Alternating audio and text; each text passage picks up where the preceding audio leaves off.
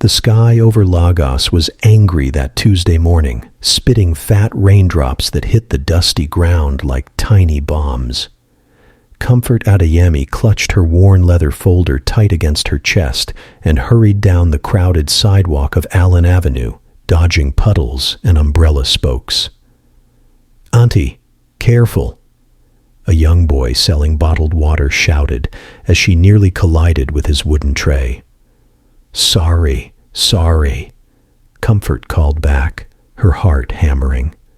She was already 20 minutes late for her job interview at Legend Interior Group, and the rain was getting worse by the second. Then she saw her.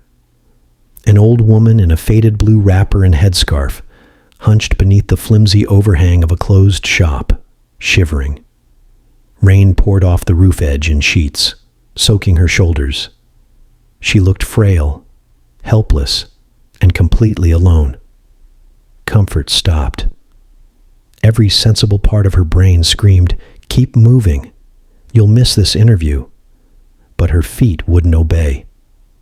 "Mama?" Comfort approached gently. "Are you okay?" The old woman looked up with tired, watery eyes. "The rain caught me, my daughter. I was trying to reach my son's car, but..." She gestured weakly down the street. "Everything is so far." Comfort glanced at her watch. 15 minutes. She looked at the old woman again, at the way her thin frame trembled. Some things are more important than jobs. Her own mother's voice echoed in her memory. "Here, Mama." Comfort unfolded her only raincoat, a cheap yellow thing she'd bought from Balogan Market for 200 naira. She draped it over the old woman's shoulders. "This will keep you warm." The woman's eyes widened. "But you will need it yourself." "I'll be fine," Comfort lied with a bright smile. "I'm young and strong. But please, Mama, have you eaten? You look so cold." Before the woman could answer, Comfort spotted a food vendor across the street, somehow still cooking under a makeshift tarpaulin despite the downpour. She dashed through the rain, bought a plate of jollof rice and chicken for 500 naira, money she'd been saving for transport home, and ran back. "Eat this, please," Comfort urged, pressing the warm plate into the old woman's hands. "It will help." The woman stared at the food, then at Comfort's dripping hair and soaked blazer. Tears filled her eyes. "Why are you doing this? You don't even know me." Comfort shrugged, rain streaming down her face. "You're someone's mother. That's enough." They sat together under that narrow overhang while the woman ate slowly, savoring each bite. She told Comfort her name was Grace. "Just call me Mama Grace," and that her driver had dropped her at the wrong location. "These young boys with their fancy phones," Mama Grace grumbled, but her eyes twinkled. "They can't even read street signs properly." Comfort laughed, forgetting for a moment that she was now 40 minutes late and completely drenched. When Mama Grace finished eating, she reached into her handbag and pulled out a small beaded necklace. Simple brown and white beads strung on leather cord. "Take this," she insisted, "for your kindness." "Oh no, Mama, I can't." "Take it." Mama Grace's voice turned firm, almost commanding. She fastened it around Comfort's neck herself. "This has been in my family for 3 generations. I know good people when I see them. You have a beautiful heart." A car horn blared. A sleek black Mercedes pulled up, and a worried-looking driver in a crisp white shirt jumped out, shouting apologies. "Mama, we've been looking everywhere." Mama Grace smiled at Comfort one last time. "What's your name, my daughter?" "Comfort. Comfort Adeyemi." "Comfort," Mama Grace repeated slowly, as if committing it to memory. "God will remember you for this." Then she was gone, whisked away in the Mercedes, leaving Comfort standing alone in the rain, touching the strange beads at her throat. Comfort arrived at Legend Interior Group's gleaming office tower in Ikoyi looking like a drowned rat. The security guard actually laughed.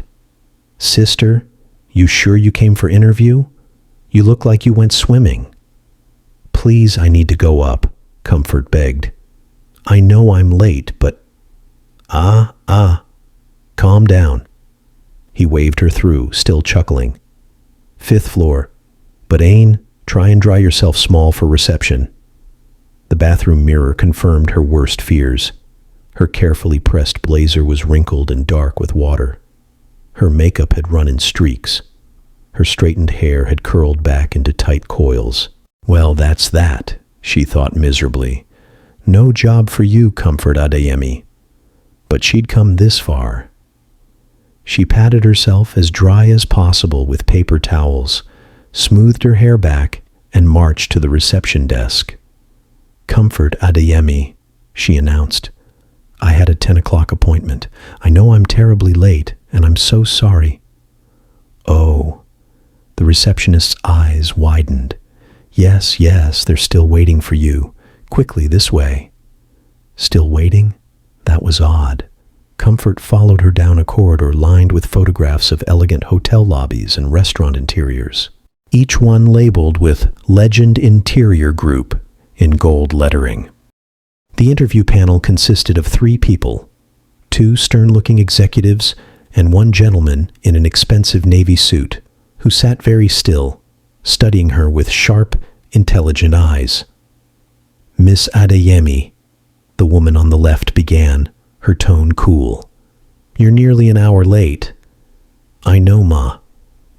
Comfort took a deep breath. "And I have no excuse.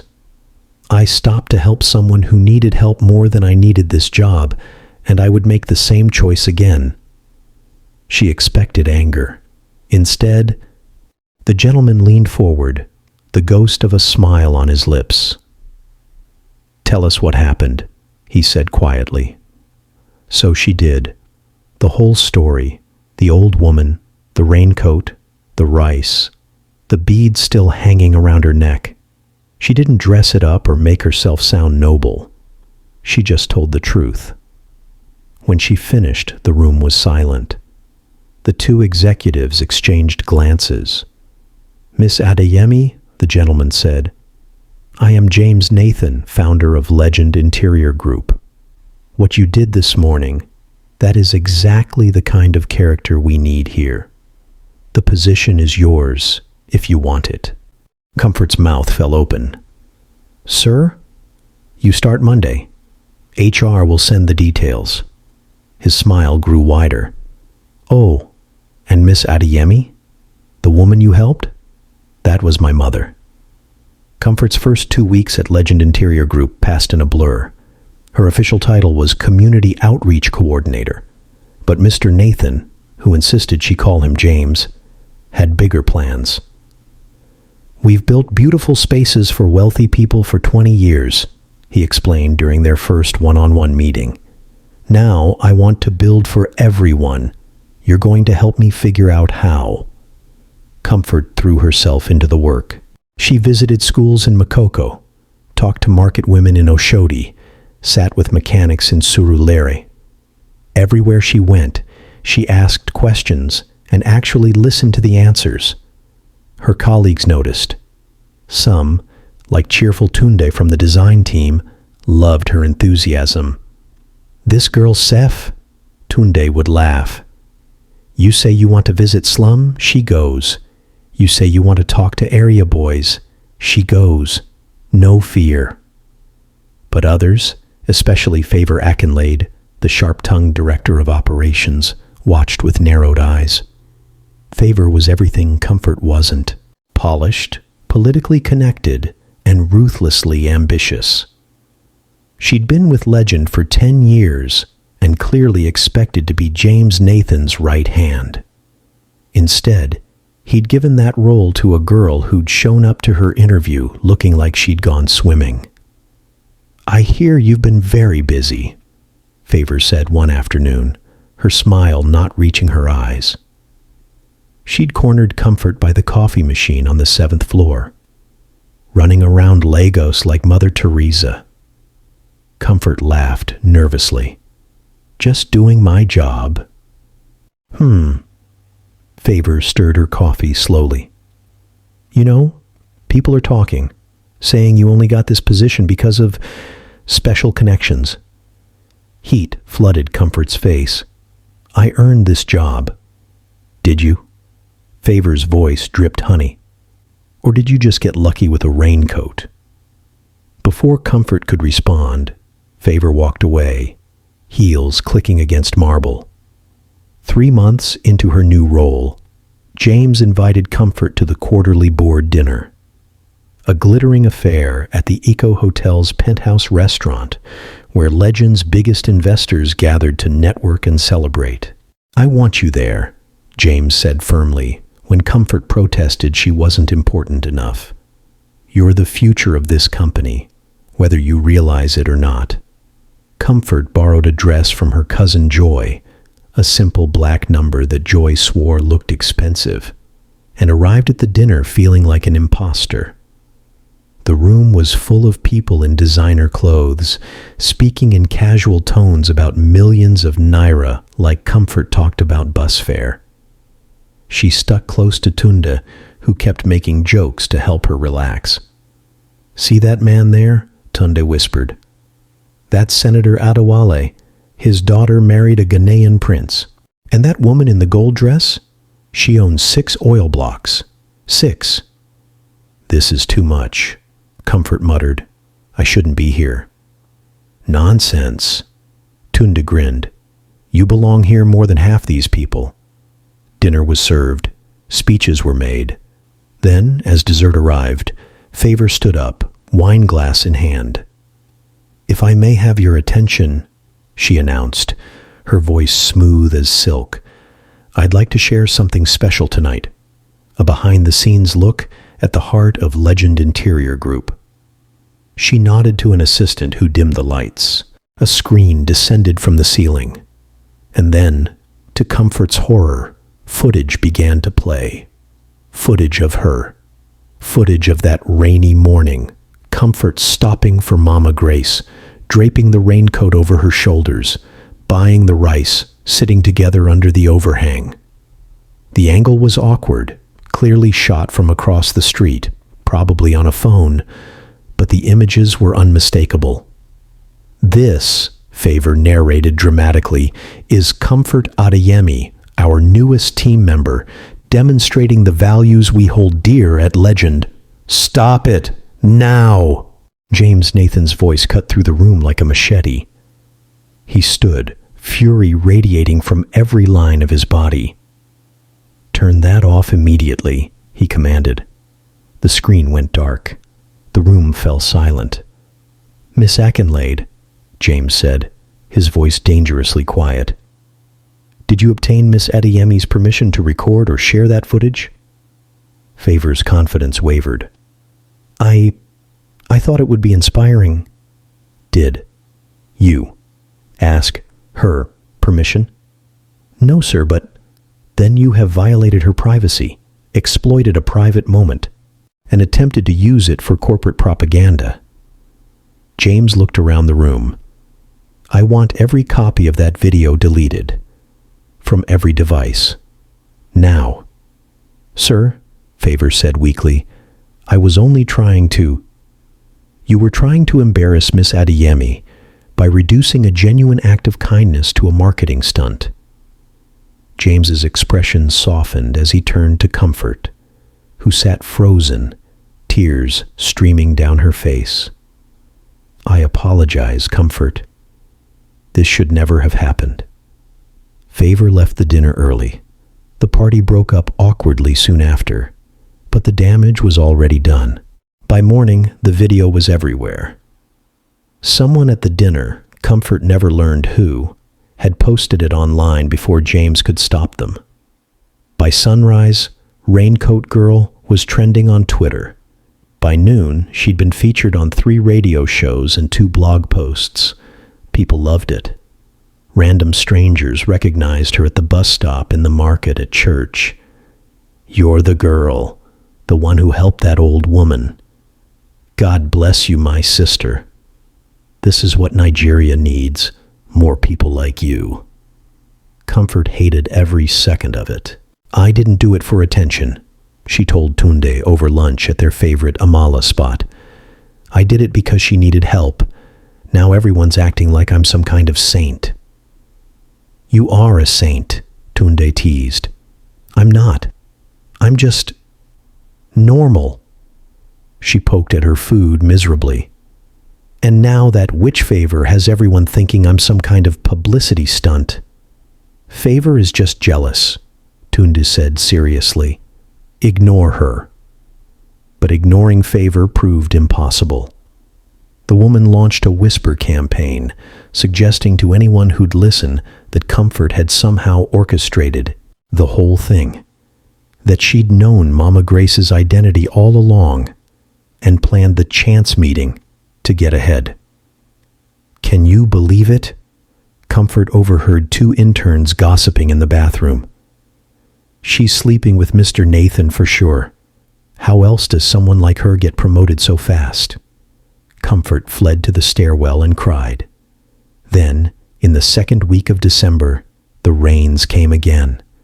Not gentle Lagos drizzle, but torrential, angry downpours that turned streets into rivers and low-lying areas into lakes. Ikorodu was hit worst. Entire neighborhoods submerged, families trapped on rooftops, children swept away in the current. Legend Interior Group organized a relief effort. Comfort volunteered immediately. I'm coming with you, James announced. Sir, you don't have to. I want to, he said simply. They worked side by side for 3 days in waist-deep water, distributing food packages, helping families evacuate, carrying children to safety. Comfort barely slept, running on pure adrenaline and determination. On the third day, as they loaded supplies into canoes near a collapsed bridge, they heard screaming. My baby! My baby is in there! A young mother stood on the flooded roadside, pointing at a half-submerged house. The current was vicious, swirling with debris and broken furniture. The flood took her. Please, somebody help. Without thinking, Comfort kicked off her shoes. Comfort, no. James grabbed her arm. It's too dangerous. She looked at him, really looked at him, and he saw in her eyes the same fierce compassion she'd shown his mother months ago. She's someone's baby, Comfort said simply. That's enough. And then she dove in.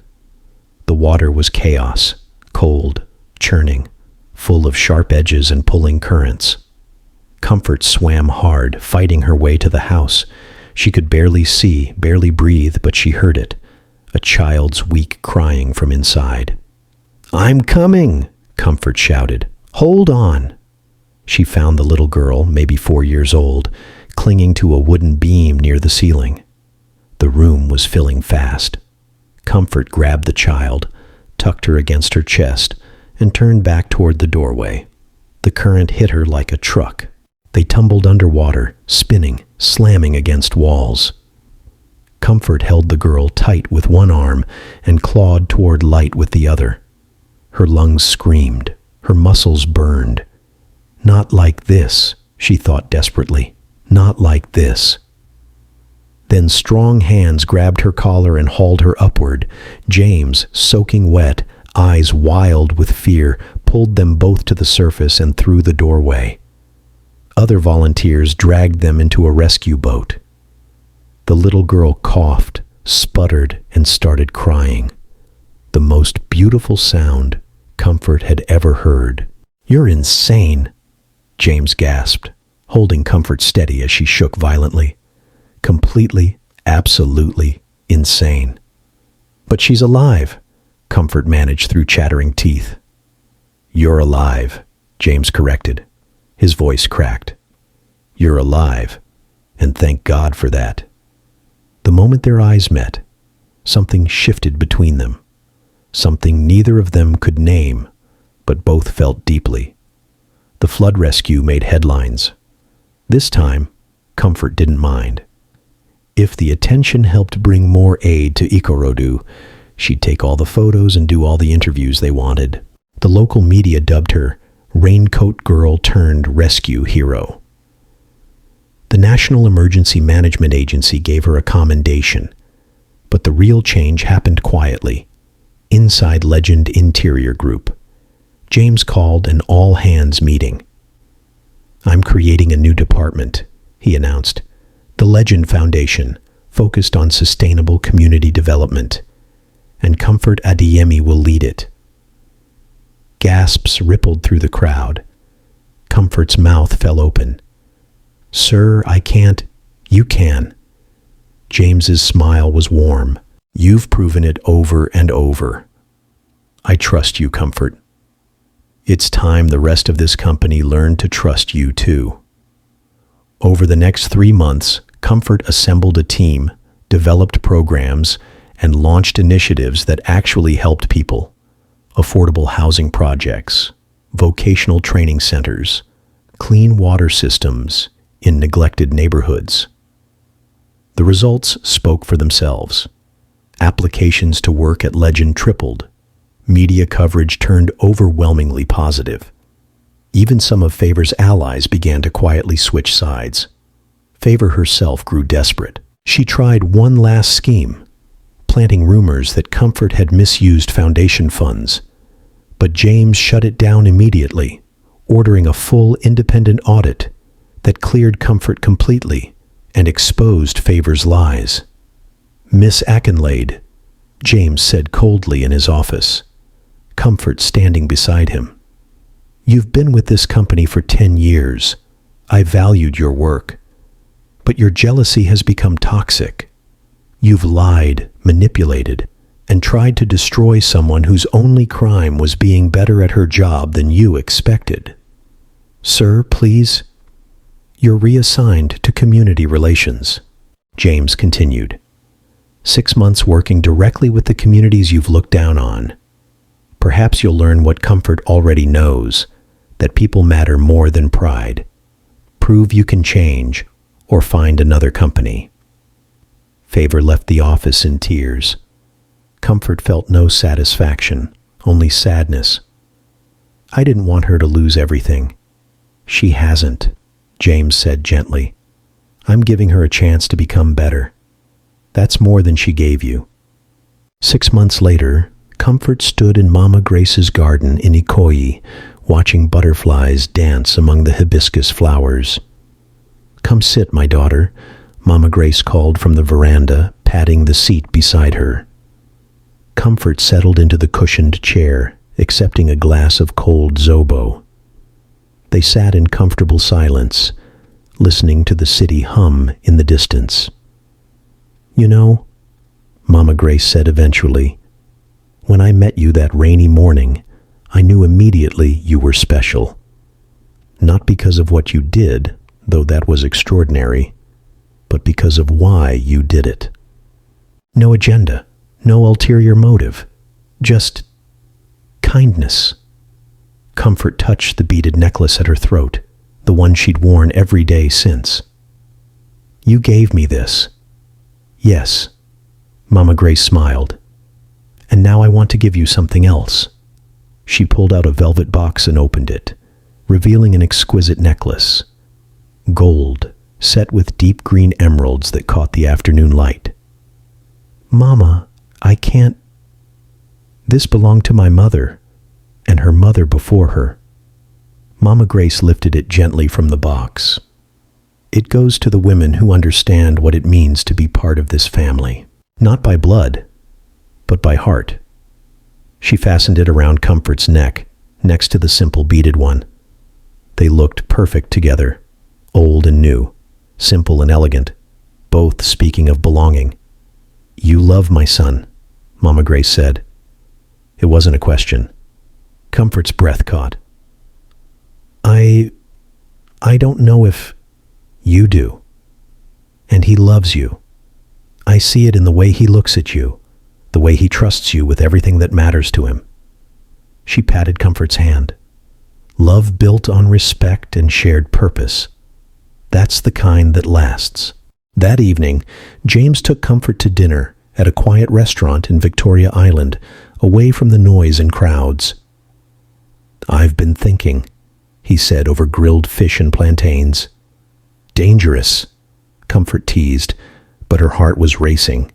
He laughed. "Probably. But listen, this foundation, what we're building, it's working because we're working. Together.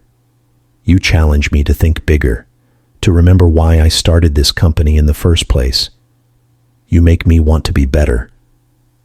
You make me braver," Comfort admitted quietly. "Before I met you, before your mother, really, I thought I had to be small, to settle for less. You showed me I could dream bigger." "So dream with me," James said, reaching across the table to take her hand. "Not just as colleagues, but as more. I'm not good with words, Comfort, but I love you. I think I have since that first interview when you walked in soaking wet and told me you'd make the same choice again." Tears blurred Comfort's vision. "I love you too. I was just afraid of what people would say." He squeezed her hand. "Let them talk. We know the truth. That's what matters." They left the restaurant hand in hand, and for the first time since the video went viral, Comfort didn't care who saw or what they thought. 1 year after that rainy morning on Allen Avenue, Comfort and James stood on the balcony of their new home in Lekki, modern but not cold, spacious but comfortable, full of light and possibility. "Can you believe it?" Comfort marveled, watching the Lagos skyline turn gold in the setting sun. "A year ago I was unemployed, soaking wet, and absolutely certain my life was going nowhere." "A year ago," James corrected, wrapping his arms around her from behind. "You saved my mother and proved that kindness is the most powerful force in the world." "Favor finally came around," Comfort said thoughtfully. "She apologized last week. Actually apologized." 6 months of community work will humble anyone," James chuckled. "But she's doing good work now. You were right to give her a second chance.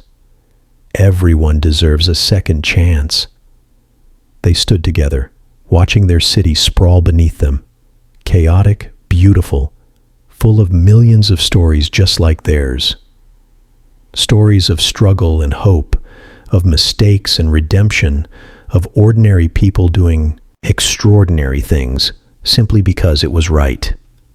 "The foundation is getting requests from across West Africa," James said. "They want to replicate our model. So we'll teach them," Comfort replied simply. "That's what you do when you learn something valuable. You share it. Even when it's hard, especially when it's hard."